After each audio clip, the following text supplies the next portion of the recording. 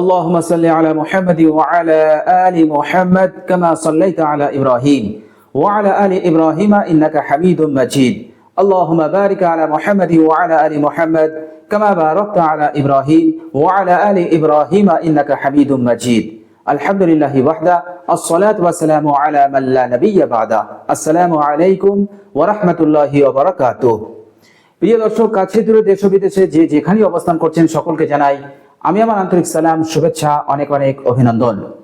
প্রিয় দর্শক, আজকে আপনাদের সঙ্গে এমন দুটি দোয়া শেয়ার করব যে দুটি দোয়া যদি আমরা সঠিক সময় পড়তে পারি তো আল্লাহ সুবহানাহু ওয়া তাআলা আমাদের এই দুনিয়ার জীবনকে অতি সহজ বানিয়ে দেবেন।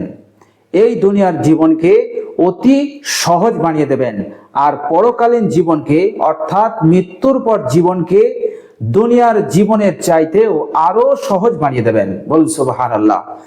দুনিয়ার জীবন সহজ হওয়ার অর্থ কি?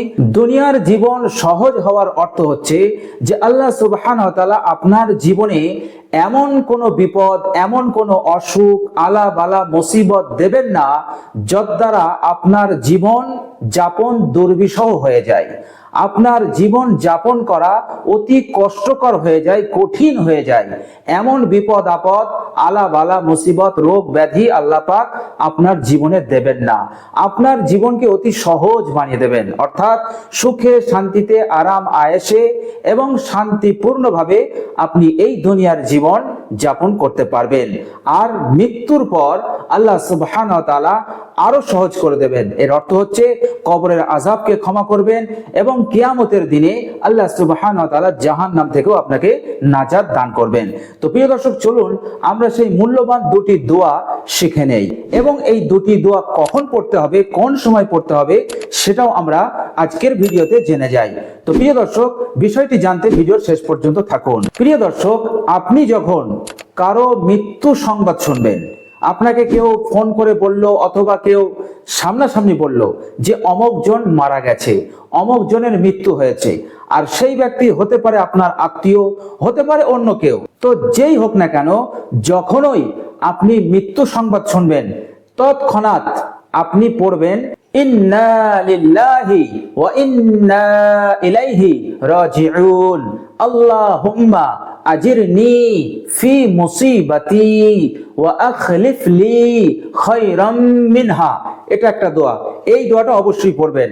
ইন্না লিল্লাহি ওয়া ইন্না ইলাইহি রাজিউন এইটুকু পড়বেন না, যেমনটা আমি বললাম তেমনটাই পুরো দোয়াটাই পড়বেন, কারণ এই দোয়াটা বিশ্বনবী সাল্লাল্লাহু আলাইহি সাল্লামের হাদিস দ্বারা এইভাবেই বর্ণিত হয়েছে, পুরোটাই বর্ণিত হয়েছে। শুধু ইন্না লিল্লাহি ওয়া ইন্না ইলাইহি রাজিউন এই পর্যন্ত হাদিস শরীফের মধ্যে আসেনি, পুরোটাই এসেছে। অর্থাৎ ইন্না লিল্লাহি ওয়া ইন্না ইলাইহি রাজিউন আল্লাহুম্মা আজিরনি ফি মুসিবাতি ওয়া আখলিফ লি খায়রাম মিনহা। এটা পড়ার পর আপনি আরেকটা দোয়া পড়বেন, সেই দোয়াটা হচ্ছে বিসমিল্লাহি ওয়া আলা মিল্লাতি রাসূলিল্লাহ আল্লাহুম্মা ইয়াসসির আলাইহি আমরাহু ওয়া সাহহিল আলাইহি মা বা'দাহু ওয়া আস'িদহু বিলিকাইকা ওয়াজআল মা খরাজা ইলাইহি খায়রাম মিম্মা খরাজা আনহু। এই দোয়াটা পড়বেন। এই দোয়াটার বাংলা অনুবাদ হচ্ছে বিসমিল্লাহি ওয়া আলা মিল্লাতি রাসূলিল্লাহ, আমি আল্লাহর নামে এবং রাসূলুল্লাহ সাল্লাল্লাহু আলাইহি ওয়াসাল্লামের আনিত দ্বীনের উপর প্রতিষ্ঠিত আছি। আল্লাহুম্মা ইয়াসসির আলাইহি আমরা, হে আল্লাহ এই মৃত ব্যক্তির সমস্ত কাজগুলোকে তুমি সহজ করে দাও।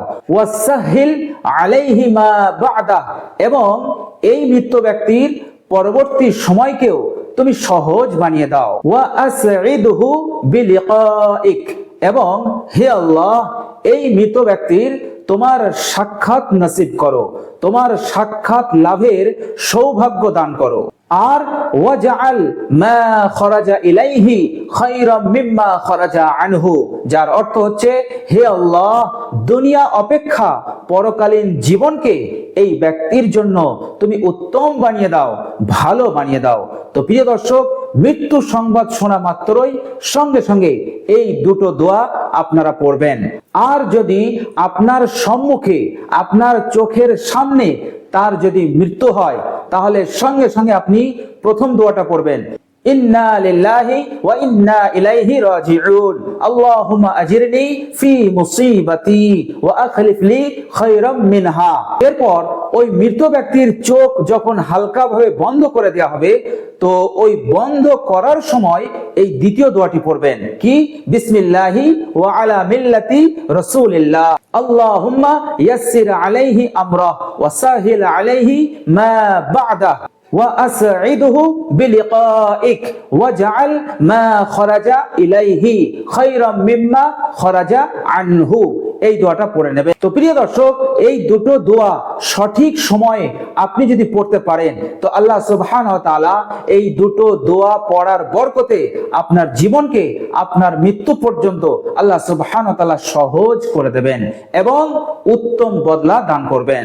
প্রিয় দর্শক, আরেকটা কথা আমি আপনাদেরকে বলে দেই, যখনই কোনো মৃত ব্যক্তির কথা আপনার স্মরণে আসবে, ধরুন 1 বছর আগে অথবা 2 বছর আগে আপনার কেউ কোন আত্মীয় হোক বা কেউ মৃত্যুবরণ করেছিল, হঠাৎ আপনার তার মৃত্যুর কথা স্মরণে আসলো, যখনই স্মরণে আসবে তখনই আপনি এই দুটো দোয়া পড়ে নেবেন।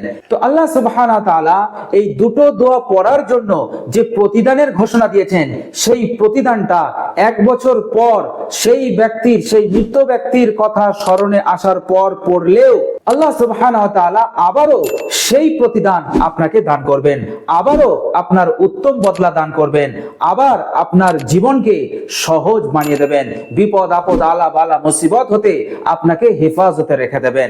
তো প্রিয় দর্শক, এই দুটি দোয়া খুবই মূল্যবান দোয়া, আপনারা সকলেই এই দুটি দোয়াকে মুখস্থ করে রাখবেন এবং যখনই এই দুটি দোয়া পড়ার সময় আসবে তখনই আপনারা এই দুটি দোয়া পড়ে নেবেন। ইনশাআল্লাহ পরকালীন জীবনকেও আল্লাহ পাক সহজ বানিয়ে দেবেন, এই দুনিয়ার জীবনকেও আল্লাহ পাক আমাদের জন্য সহজ বানিয়ে দেবেন।